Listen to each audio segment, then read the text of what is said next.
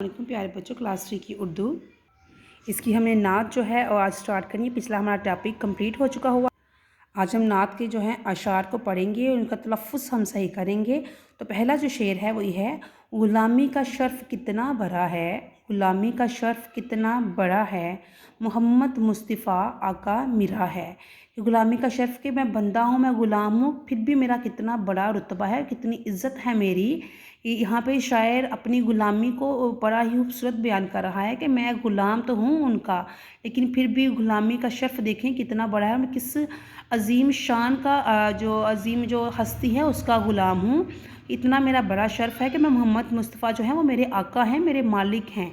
मैं इस जो ग़ुलामी का जो शर्फ़ है मुझको मिल गया है, ये इसकी कोई हद नहीं। और अपनी इस ग़ुलामी पे शायर बेहद खुश है। मेरे जज्बे नहीं पोशीदा उससे, नहा रह कर वो मुझको देखता है। मेरे जज्बे नहीं पोशीदा उससे, नहा रह कर वो मुझको देखता है। कि मेरे जज्बे जो मेरे ख़यालात हैं, मेरे जो एहसासात हैं वो उससे पोशीदा नहीं हैं।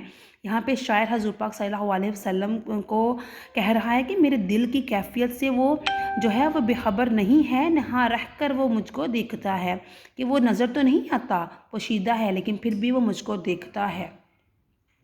सिफ़ात उसकी बयां कैसे करूं मैं, सिफ़ात उसकी बयां कैसे करूं मैं, वो मेरे हर तसव्वुर से वरा है।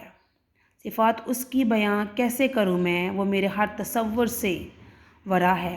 कि उसकी खूबियाँ जो हैं वो मैं कैसे बयान करूं, उसकी सिफ़ात मैं बयान नहीं कर सकता। शायर कह रहा है कि उसकी सिफ़ात बयान करने के लिए मेरे पास अल्फाज नहीं और ना हमारे पास वो कलम है कि जो मैं उसके अल्फाज लिख सकूं।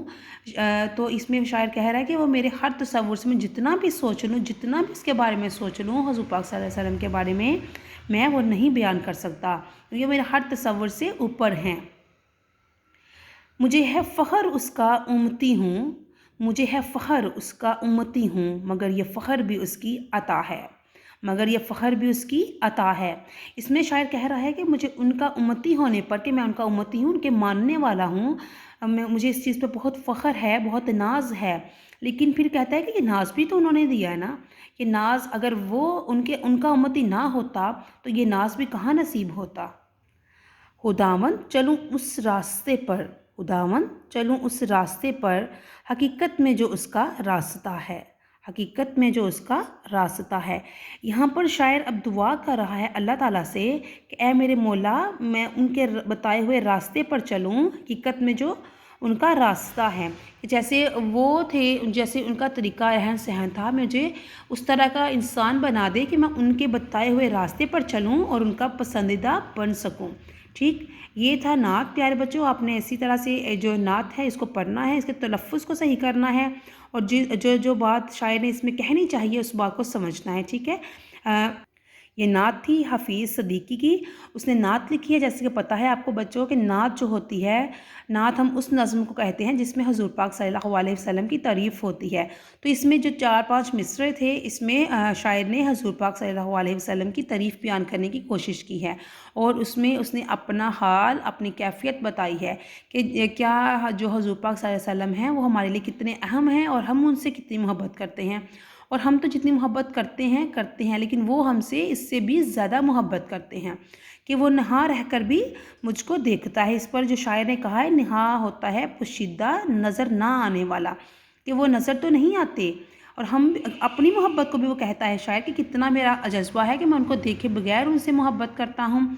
और वो भी हैं कि वो मुझे नज़र तो नहीं आते, लेकिन वो मेरे हर जज्बे और हर हाल से वाकिफ़ हैं। नात है, बड़ी खूबसूरत नात है, आपने इसको याद करना है। ठीक है, और इसके तलफ़्फ़ुज़ को सही अदा करने की कोशिश करनी है। बाकी जो इसका काम है वो हम कल करेंगे। अल्लाह हाफ़िज़।